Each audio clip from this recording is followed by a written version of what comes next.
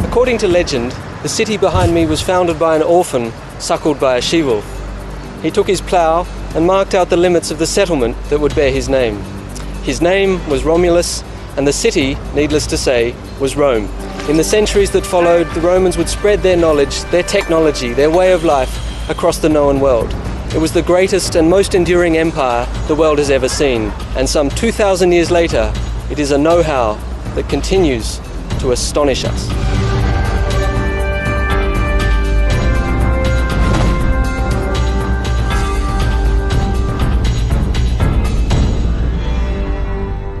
In 753 BC, Rome arose from the marshes of the Tiber River.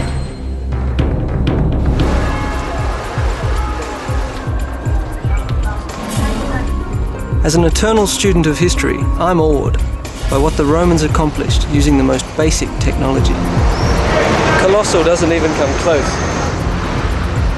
Monumental buildings, paved streets and apartment buildings, a water distribution and sewer system that kept 1 million people healthy. Yet Roman technology built more than this city. As the empire grew, that technology spread, shaping the ancient world and reverberating into ours. To understand the role that technology played in building the Roman Empire, I had to go far beyond the capital, out to the frontier. Rome was the heart of an empire stretching from Scotland to Syria. Roman legions occupied 1/4 of the world that would become 36 modern nations. From these German forests on the northern frontier to the Indian Ocean, military might shaped the new world in the image of Rome. Here in Germany, that history is alive. Across the country, experimental archaeologists, like these modern-day Romans, search for clues to the Roman success, down to the smallest detail. Reminders of the Roman occupation are scattered along the frontier. They reflect far more than military conquest. 2,000 years ago, the Romans built a wall here, and this modern reconstruction can give you a sense of the power of the Roman way. It was not just a physical barrier, it was, as much as anything, the edge of an idea. When Roman soldiers stood sentry here, they looked out over a land of uncultured bogs and forest. Behind them, on the other hand, was the Roman world. The legions marched for the glory of Rome and all that it meant. Towns and cities, roads and baths. Organised and well-trained, legionnaires carved the ways of Rome into the colonies, crushing all who opposed them. Roman military success relied heavily on the technology of others. After centuries of warfare, the Romans knew what worked. Much of their military equipment was based on designs adapted from their enemies. Their sword, or gladius, was originally Spanish. Their shields were Samnite. Their armour was derived from a Celtic design. The helmet was Etruscan. With one exception. The pilum was a Roman original. What made it so special was the tip. Shaped like a harpoon, it was designed to penetrate, impossible to pull out. An innovative design, but first, you have to hit the target. Want to try? Yes, thank you. Like this, straight on the target. Straight on the target. Okay, we'll see how I go. It's heavy, huh? It's tougher than it looks. Now, in slightly more expert hands, this was an absolutely deadly weapon, and this shows you why. If it's thrown properly, a pilum will go straight through a shield and through the armour of the poor fellow behind it. Even if it doesn't, it was very effective, because as you can see here, it lodges in the shield. Now, a shield with a great big pilum hanging off it may as well be no shield at all. Roman soldiers were well trained in close combat to follow up the pilum attack. Und los jetzt! Jo! But adaptability gave the legions another battlefield advantage. Take the Scorpio. Originally a Greek invention, Roman innovations made it a highly effective weapon. Tightly wound rope used here stores the energy.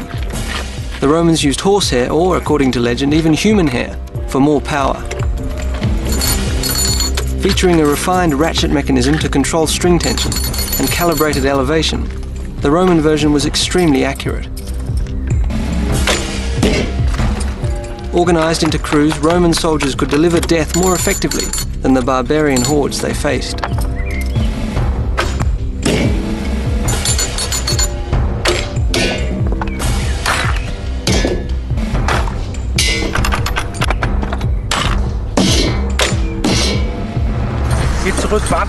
Using these adopted technologies, combined with iron discipline and a systematic approach, the Roman legions advanced the borderlines of the empire. The Romans excelled at drawing lines. The line was at once the symbol and an instrument of their empire. These latter-day Romans behind me are enthusiasts who attempt to recreate the lifestyle of the 32nd Volunteer Cohort. And the reason why they're here is that this is the Salzburg, formerly a fort on the edge of the Roman world. Here was one of the most important lines the Romans ever made. The Romans used rivers and coastlines to mark the line between their world and the unconquered. But in central Germany, the local tribes fiercely resisted Roman rule. So the Romans built a border that cut across 350 miles of forests and hills, a truly remarkable piece of ancient engineering. This would be tougher in a suit of armour. However, I have just climbed one of Europe's most astonishing historical monuments. This is the Limes, the boundary wall that marked the edge of the Roman Empire. And while today it might look like a large mound of earth, it is in fact one of the most astonishing monuments of the Romans' engineering and building skill. There's one stretch of the wall which runs for 65 miles with a deviation of only about 30 inches. You or I find it tough enough to cut a roll of Christmas wrapper and keep it straight, but the Romans could build an entire wall for many, many miles and keep it as straight as an arrow. The question is, how did they do it? Roman surveyors used an instrument borrowed from the Greeks, the groma. A rotating arm supported a wooden cross. From its 4 tips hung 2 pairs of plumb bobs. The surveyor sighted across one pair to project a straight line. Assistants placed markers. Sighting across the other set out a right angle, which the Romans used to plan their cities. This was an inspired application of a basic principle. For while the tools may have changed, the concept of sighting along several points to create a straight line is still the basic idea behind modern surveying.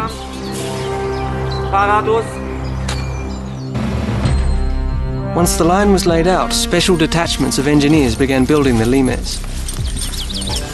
Constantly on the alert for barbarians, they would clear the forest and build fortifications. Every 800 yards they constructed a tower like this one for quick communication in the event of an attack. Eventually there were more than 1,000.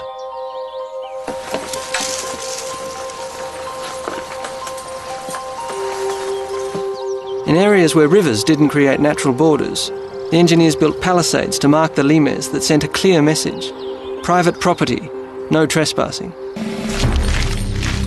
And to drive home the point, they built forts every 4 miles, 200 in all, like the Salzburg, here in the Taunus Mountains near Frankfurt, Germany.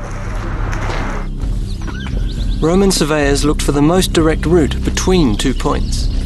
Following that rule, they built some of the fastest connections in ancient history. The Romans built a vast network of roads. Many were very solid. Stretching from the farthest frontiers back to Rome, roads were the veins and arteries that fed the heart of the growing empire. A close look at a section of one of their most legendary construction techniques, and you appreciate the challenge. Roman engineers had to be both creative and skilled. When the Roman engineers built a road, they built it to last. This is the Via Appia, the oldest and most famous of all Roman roads. It runs from the heart of Rome itself all the way down the Italian peninsula, a distance of more than 400 miles. Now, the Roman engineer used local stones, and he used the shape of the stone itself. He'd fit them together as craftily and as cunningly as a jigsaw puzzle. The tighter the fit, the more the water would run off, the longer the road would last. Road construction was based on a compact earth footing, with retaining walls and a ditch on each side. A small layer of stones in mortar was placed on top, followed by a layer of hard filling, probably gravel, and finally finished with a slab surface. Now, just how much traffic this road carried, you can see here from these grooves, which were dug into the stone by the thousands of wagons that passed along this way over the course of many centuries. This was one of the arteries of empire. It carried goods, ideas, and, not least, armies. Building as they advanced, the Roman legions forged the links that held the empire together. The greatest structures of Rome were replicated wherever the Roman way prevailed. Here in Rome, it's easy to see why and how. Their success rested on another adopted technology, the arch and its derivative, the vault. Without them, one of the greatest buildings would have been impossible to construct.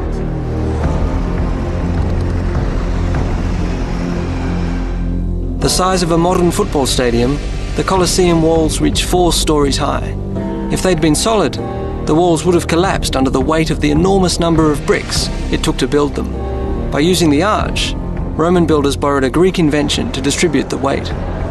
Here's why the arch is so effective.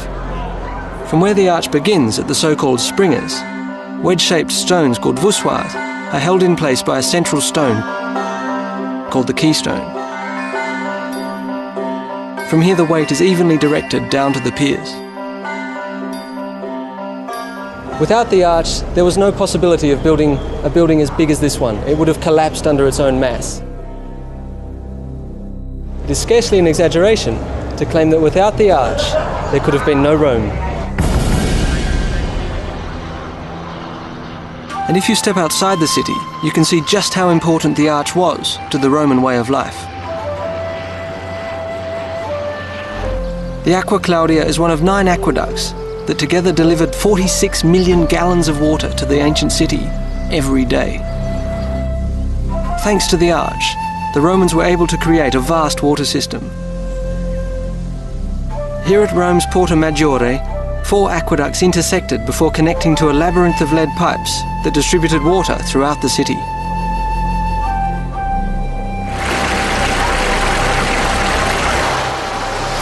This is where the aqueduct ended. But in Roman times there were similar fountains throughout the city, and that there were so many was because they were absolutely vital to the functioning of the city. Only the very rich could afford water in their own homes, so for Joe Public, or if you like, for Julius Public, this is where you got your water. And that's not all.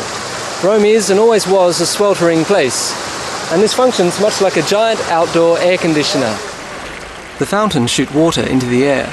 The wind carries the spray and the spray cools the air.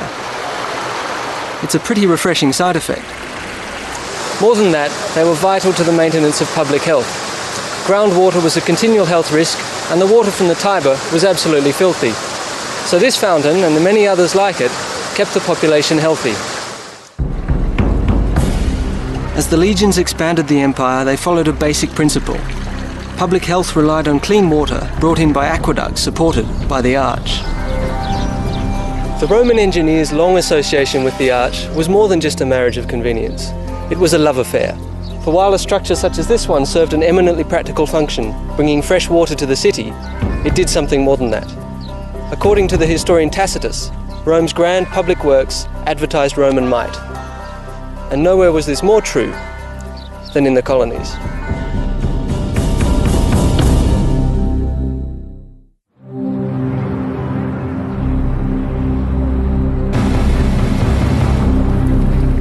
This scene behind me begins with the Romans. The river is the Rhine and the city is Cologne, its name a derivation of the Latin colonia, meaning city, the city that was founded here by order of the emperor. After colonization, city building was the next job for the legions, because Roman soldiers were more than warriors. Most had learned a trade before joining the legions. Across the empire, the soldiers were the engineers and builders. After 2,000 years of building and rebuilding, only subtle reminders of its Roman history remain in Cologne. Like today, there were sidewalks, piazzas and fountains that made the city a home away from Rome for the colonists. Eventually, 50,000 would call Cologne their home. The key was water, but not any water. To get to the quality and quantity they required, they built the second longest aqueduct in Roman history. It can still be seen if you know where to look. To span this valley with bridges like this one was far too expensive. They came up with an ingenious solution. This thing is an absolute marvel. Normally, when we think of a Roman aqueduct, we think of the vast bridges and spans that they put up across rivers and valleys. But in fact, it was much more humble structures, such as this one, which really did the heavy lifting. To build this aqueduct, they'd dig a trench along the side of the hill, following the contour but sloping slightly down. They'd face the trench with bricks and mortar, put up an arch, and then bury the whole lot under the earth. It all functioned like a giant fridge. The water that flowed through here was kept beautifully cool. So any citizen in Cologne was always guaranteed a glass of water that was cool, fresh and clean. Before water quality tests were invented, the Romans tasted and smelled the water. They looked for its effects on the people, whether their hair was healthy and likewise their skin and teeth. And if they'd grown old, the water passed the test. Only then would the engineers lead the water into the city. A city like this received hundreds of millions of litres of water through its aqueducts, and they had no tap, no faucet with which they could turn it off. So the water had to go somewhere, and this was the Roman solution. If we're going to understand how the city up above worked, we have to start here, down below. This is Roman plumbing, but it's much more than just plumbing. It's absolutely astonishing.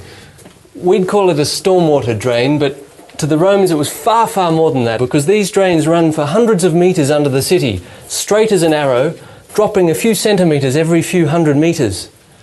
It was a system of astonishing efficiency, and it was this that stopped the city from flooding and from choking on its filth. The Romans established a high standard of public health across the empire.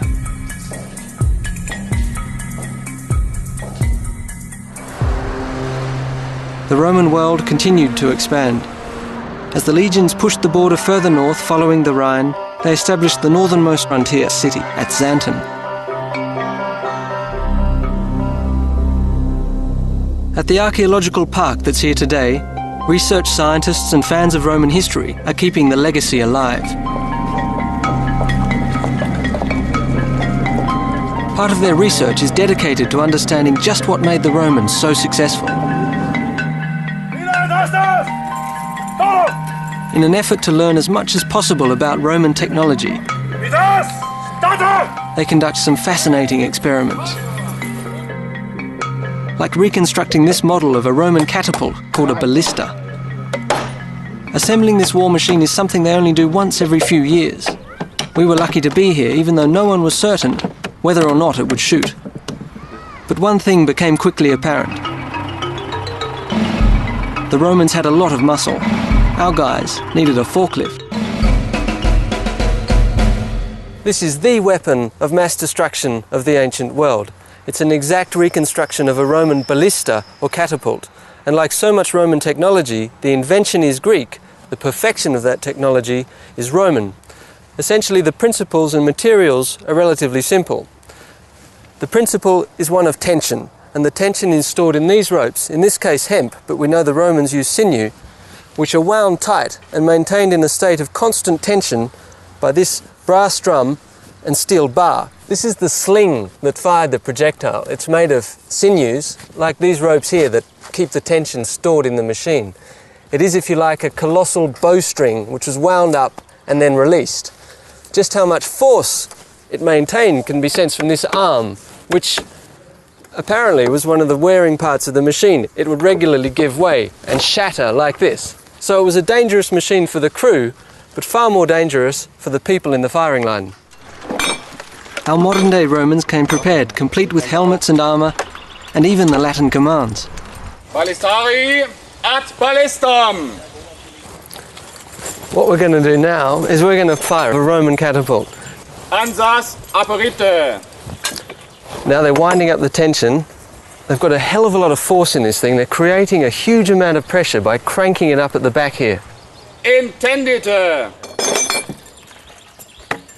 This sled is coming back, and these are the levers that pull it back. Every time they're increasing the tension, and they can calculate more or less exactly how much force there is in this by counting the number of ratchets.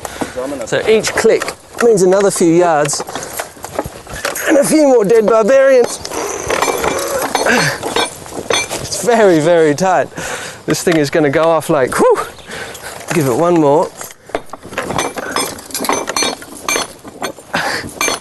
Now we put the ball in.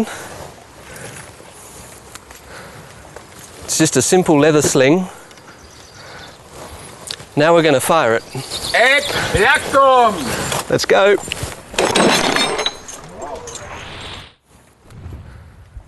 That is absolutely unbelievable. If you were taking on the Romans, you've effectively seen the equivalent of the ancient B-52. Intendite! Et reactum! This is the Roman version of a cannonball. It weighs about 8 pounds, and this machine could hurl this ball a distance of about 1/4 of a mile. No European army would have anything as destructive as this until the age of cannons and gunpowder. But believe it or not, this is a relatively small example. We know that when the Romans took Jerusalem, they fired balls weighing up to 30 pounds into the city. But part of what made it so effective, so deadly as a weapon, was its psychological impact. When this thing landed, being made of light limestone, it would shatter, sending a cloud of shrapnel into the defenders of the city. It was a weapon of shock and awe.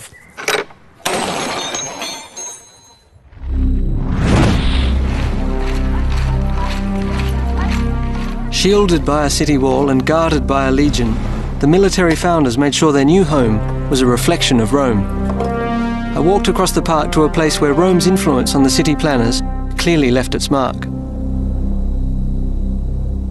The building behind me may look like an enormous greenhouse, but it is in fact an exact replica built on a 1-to-1 scale of the outline of a Roman bath.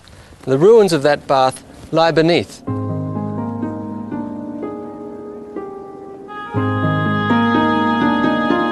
Public bathing was at the heart of the Roman lifestyle, and this bath out here in the colonies is designed just like the great baths in Rome.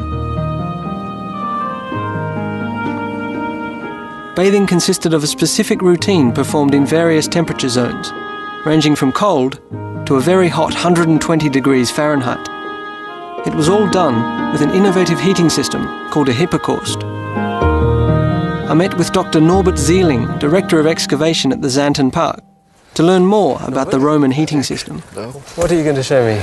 I want to show you our bath. This room is one complete hypocaust in Roman times, of course. And what you see here is just a reconstruction of it. So this is just part of the original hypocaustum that originally would have been in the whole room, is that right? Yeah, that's right. Does this rate as a large one or is it a small one? It's a large one. This is a big one. And is this pattern of construction typical of a hypocaust? Yeah, it's quite typical. You can find it everywhere in the Roman world. And this is how the Roman heating system worked. In a hypocaust, literally translated the fire beneath, air was heated in a wood or coal-burning furnace and directed under a floor raised on small pillars.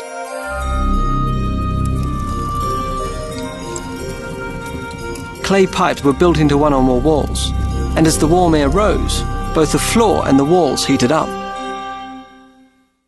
It took a lot of time to make it hot, but when it was hot, It stayed hot. it stayed hot. So in effect what you're saying is that this was a very thermally efficient system. It was, yeah, that's right. Regardless of where they went, bathing was a crucial component of the Roman way of life. But I wanted to find out for myself, just how well the Hipparcos system worked.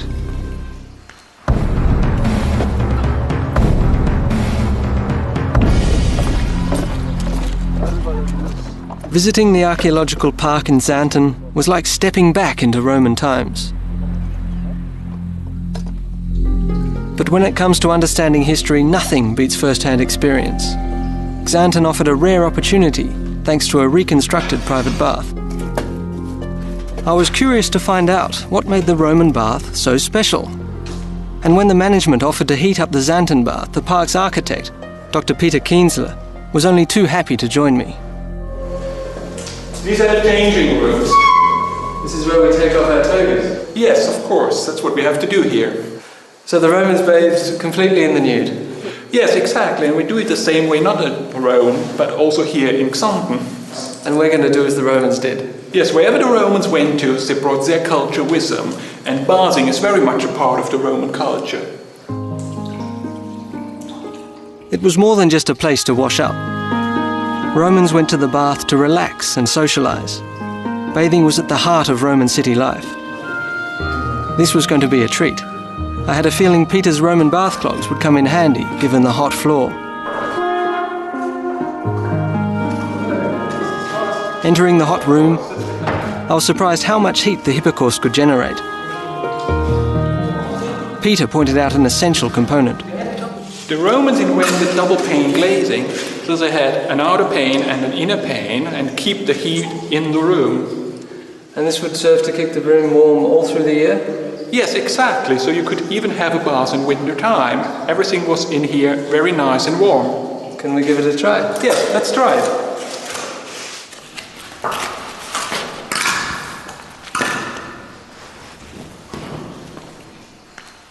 This is a delightfully warm bath, Peter. Is it heated by the same system that heated the floor and the walls? Yes, there's a testudo over there. Testudo means turtle. Exactly. The amazing thing about the Hipparcos is that while it heats the floor and the walls, it also heats the bathwater. A hollow receptacle called testudo sits directly over the fire in the furnace. It opens into the bath, and by way of convection, the cold water sinks and the hot water rises. The cold water circulates into the furnace where it is heated, and then flows back into the bath. A clever adaptation of a basic scientific principle. What most astonishes me is the sheer effort they put into having a good bath. The energy, the technology, the time and the money that went into having a bath. Why was that? Well, it's not just part of the culture, it's not just part of the social life, it's very much part of hygiene. So it's an issue of public health as much as anything else? Exactly.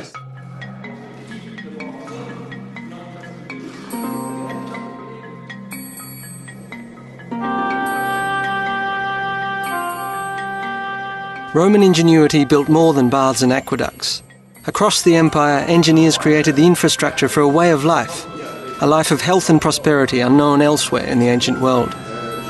Rome was everybody's role model. Whatever was served in the capital was also on the menu in the colonies. Olives from northern Africa or tropical fruits, and even rice was found in a well nearby. The Romans relied on a vibrant trade all the way to India and China. And trade sparked innovation and technological transfer. Roman trade stretched from China to the British Isles, but whether by land or water, all routes led to Rome. Rome established Ostia as its main port in the 6th century BC. Just 20 miles west of Rome on the Tiber River, Ostia became Rome's first colony. In this major supply centre, the good life meant good business. For its 50,000 inhabitants, Ostia boasted all the comforts of a Roman city, including dry cleaners and city avenues lined with multi-storey apartment buildings, as well as a sewer system and another Roman convenience, public latrines. Must have been a little crowded.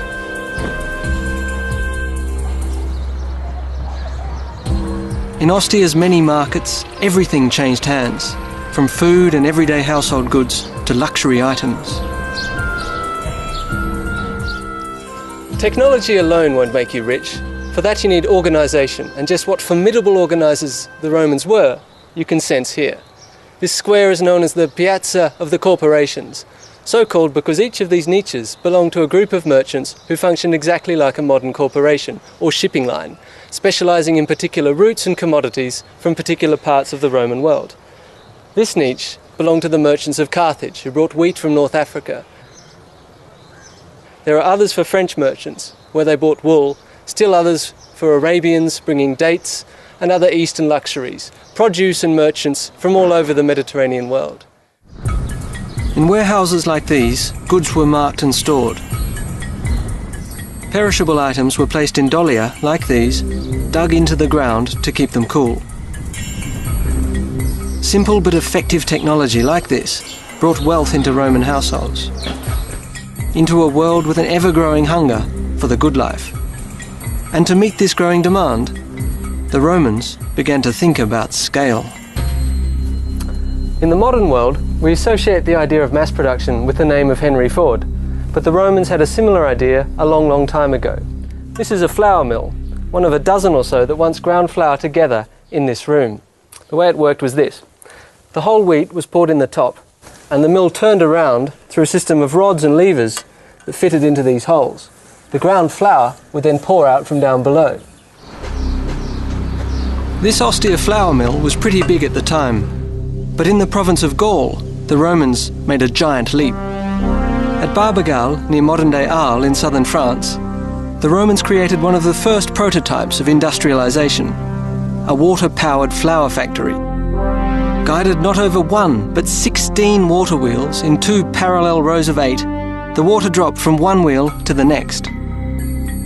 What made it even more efficient was, for once, a distinctly Roman invention, the overshot water wheel. It utilised water 8 times more efficiently than the traditional undershot water wheel. With this mill, the Romans could produce enough flour to feed the entire population of ancient Arles, a minimum of 12,000 people every day. Here in Ostia, large volume and lower costs meant more profits. And as the empire spread, more people enjoyed the Roman lifestyle. But the concept that increased food production propelled yet another industry. Clay drinking cups were common in ancient Rome, but the coarse clay soaked up tastes and retained odours. Absorbing oils and juices, it provided a breeding ground for bacteria. Glass, on the other hand, was odourless, tasteless and hygienic. So once glass blowing was discovered, around 50 BC in one of Rome's other colonies, modern-day Syria, the process spread across the empire in just 40 years, and a new industry was on the rise. Countless Roman glass artefacts found in the Cologne area indicate the city's past as an epicenter of glass production. Traders carried glassware from Cologne throughout the empire. It soon became another mark of refinement for the Roman lifestyle. In order to understand how the Romans met the demand, we asked a modern glassblowing company to demonstrate the Roman technique. Even today, glass is blown basically the same way the ancient Syrians did it. Put a blob of melted glass on the end of a long tube, blow air down the tube until a bubble is formed. Here is where the Romans introduced a simple but ingenious innovation. Rather than shape the bubble by hand, they used a mould. With a mould, a team of glassmakers could turn out large volume at high speed.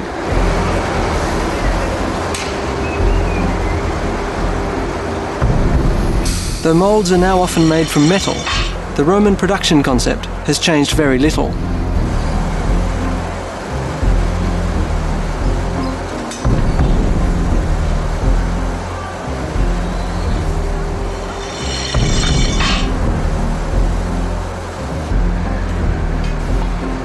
"2,000 years later, the Romans still contribute to meeting the demands of the marketplace. But the Romans did more. They refined the material by inventing techniques to create some of the finest treasures of the ancient world, like this masterpiece. To this day, experts can't agree on how it was made.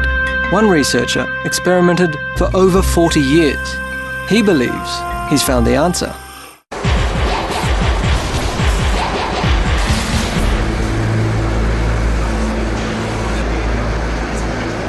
Through innovations like using a mould in glassmaking, the Romans raised a simple handicraft to industrialised mass production, long before Henry Ford.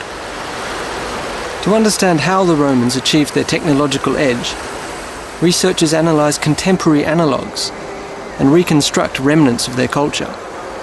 Still, some of their most stunning achievements remain a mystery.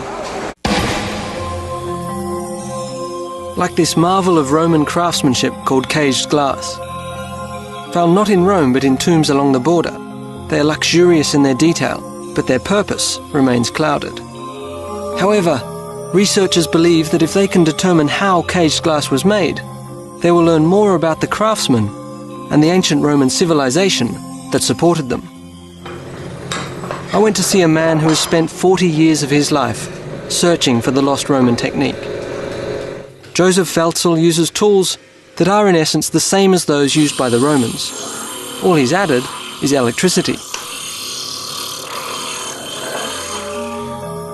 In caged glass, a lace-like layer is supported above an inner core by small struts. There are several theories on how caged glass was created, and Herr Welzel has experimented with them all. He spends hundreds of hours creating replicas while searching for the final answer. Do you want? Yes, yes. Okay. This is making me extremely nervous, because if I make one mistake here, then Herr Welzel is going to be very upset with me. And secondly, makes me think of the dentist. Some of his colleagues believe that the Romans made the basic form by blowing one glass into another. Herr Welzel doesn't agree. When he replicated an earlier Roman treasure, the famous Portland vase, Herr Welzel found a clue. The Portland vase is decorated with figurine cameo cuts. Cameos were a popular Roman jewellery technique, so Herr Welzel is convinced that not glassmakers but jewellers had the skills and tools to create these treasures. In his opinion, Roman craftsmen made caged glass by cutting away from the surface of a thick-walled vessel to create the two layers. By creating replicas of Roman objects, we can learn a vast amount about the technology that went into them. The only thing hard enough to cut glass is a diamond. Now we know for a fact that the only diamonds in ancient times came from India. So to make this, the Romans had to sustain a traffic that went many thousands of miles to the east. And then there's the sheer laboriousness of the exercise. This requires many, many months of skilled labour. We learn from that the Romans used their technology not only to make their lives safer and easier, but more comfortable. This is not a necessity, it's a luxury. The whole point of this object is this: if you've got it, you flaunt it. And it went further than personal possessions. The Romans used their skills for yet another effect: intimidation. Frontier settlements like Xanten relied on it. The legions stationed here were often outnumbered by the local Germanic warriors 10 to 1. To compensate, researchers believe the Romans augmented their superior training and war machines with another strategy: psychological warfare. What made their technology such an effective tool of empire for the Romans was not just the technical difficulties it enabled them to overcome, but its political, even its psychological impact.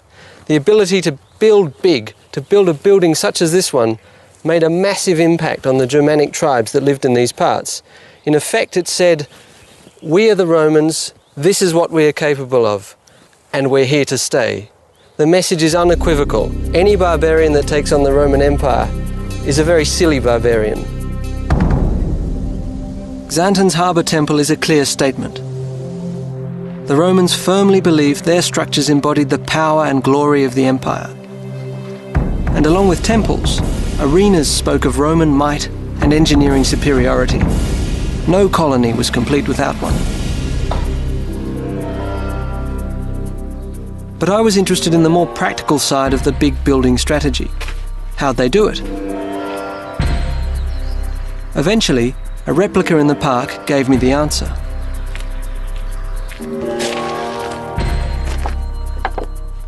The drum crane was an essential tool in the Roman build big strategy. Through an ingenious system of pulleys and winches, this remarkable machine reduced lifting force at every stage. If lifting 4,000 pounds, the first 2 pulleys with 5 rollers each divided the force needed by 1/5. The well drum divided the force again by 5. Then the winch reduced to 1/10. So 4 Romans, each using only 4 pounds of lifting power, could easily raise 4,000 pounds of whatever using this astonishing machine. Here is the ingenuity that gave the Roman architect so much muscle. With this, he could think and build big. Roman builders were also incredibly adaptable. They built what was needed with what they had. That wasn't always an easy task. Roman buildings meant solid painted walls and ceramic tile roofs. The model was Rome. On the frontier, traditional building materials were difficult to come by and expensive to import. So to meet the colonists' expectation to live in the Roman way, builders had to be creative. Architect and researcher Peter Kienzler pointed out some evidence of just how innovative the Roman builders had been at Xanten. Peter, how old is this wall? Well, this wall's probably been built in the 2nd century AD. So what you can see here, it's the foundation, and then you get the outer surface. Oh, so originally this wall was entirely covered with stones like this? Exactly, you've got stones like this, row by row, and this is just the core. Why didn't they just build the wall of stones? Well, it's far too expensive and it takes far too long. What you do is you build up a face of stones like this, and then you pour in Roman concrete called opus cementitium behind. Here, like in so many Roman constructions, concrete was the key. They used it everywhere for anything. Perhaps what makes it one of the Romans' greatest inventions is the adaptability of the recipe. The first and most important ingredient is lime. This is a limestone. And the limestone is burned in a furnace, and what you get is quicklime. This powder. With quicklime you add water, and then you get slaked lime or lime putty. The next step is you add sand. If you mix it up, that's a basic mortar in Roman times. Now, is this waterproof? This is not waterproof. In Rome, builders discovered that using pozzolanic ash from a nearby volcano made the concrete waterproof. So without volcanic ash, frontier builders had to change the recipe. They came up with a splendid idea. Now, what you have very often is broken tiles. Right. So you can melt iron and use it a second time. You can melt glass, use it a second time.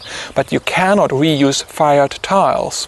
What they did was actually to grind the tiles, and you have broken tile material. This is very fine, and you add it. You mix that in, and that does the same job as pozzolano. Exactly. What you get is a hydraulic lime mortar, and this hydraulic lime mortar is waterproof. You use it for basins, for aqueducts, and you can use it for foundation walls. It might not look like much, but this stuff is quite literally one of the building blocks of empire.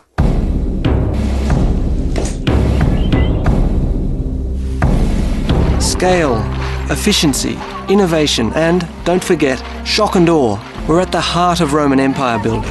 And though these ideas were manifested on an impressive level in the colonies, the city of Rome was the benchmark for everything. Little wonder that it was there that Roman technology and innovation reached their peak. Technology alone wasn't enough to build the Roman Empire. It took more. It took ideas. And while the colonies mirrored Roman ways, the standard was always set in Rome. It was there where some of the biggest ideas about scale, innovation and organisation took shape.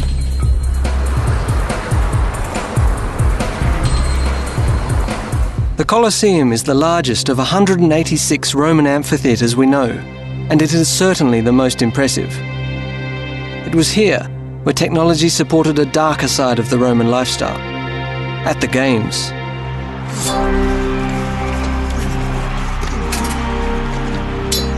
The gruesome spectacles staged in this arena included slaughtering humans and animals by the thousands. Call it PR for the empire. At the Colosseum, the Romans showed off their might. It would take years of patient research to uncover the clever system the Romans used to produce their festivals of shock and awe. We are here in the basement and we have the big puzzle from the system. But the system... Dr. Heinz-Jürgen Bester was always fascinated by the Colosseum and its bloody history. For 8 years he researched written records and studied clues left in the ruins, trying to understand the role technology played in the horror that took place here. His search led him to the Colosseum basement and some intriguing grooves in the walls. We have here, of the right side, the small corridors, and here came the animals. And we have here one place for the winch. When he pieced together the puzzle, a startling picture emerged. The grooves supported a system of winches used to lift bears and wolves and, yes, lions and leopards onto the arena floor. Trapdoors opened that became ramps for taunted animals to charge up and join the spectacle. Their ingenuity can be found in every detail. And we have here the original bongs for the winch. Beautiful. Yes, the pillars are here. The pillar would rest in here. How did it turn around? With the pad. Dr. Bester explained that the base of each winch was round, and so was the bottom of the pillar. They touched only in one tangent point, making it easier to turn the pillar and lift the weight. Off point. So it would swing around beautifully smoothly. Yes. Brilliant, brilliant. Dr. Bester developed sophisticated graphics that reveal the secrets of the system. Like clockwork, 8 workers on 28 winches, 256 people in all, were choreographed in a system including pulleys, levers and ropes that raised 28 cages in split-second intervals, sliding their deadly freight up from the basement to join the horror taking place above. We have here the next slide for all the wall. I see, I see. For the cage. So this is the slide up which the cage would... Yes. We have. So every 10 yards you'd have another... You'd have the same system over and over and over. Yes. Look and the whole thing was completely symmetrical, yes. yeah? So all the way around.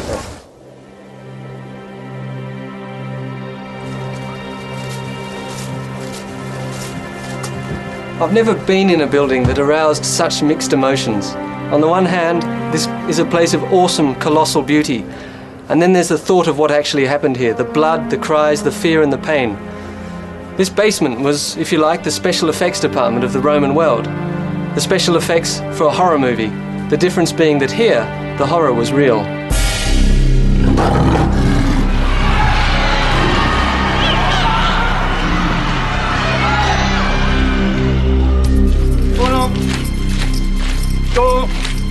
Their ability to adapt simple technologies into complex systems created the foundation for the Roman way and a standard of living unparalleled in ancient times.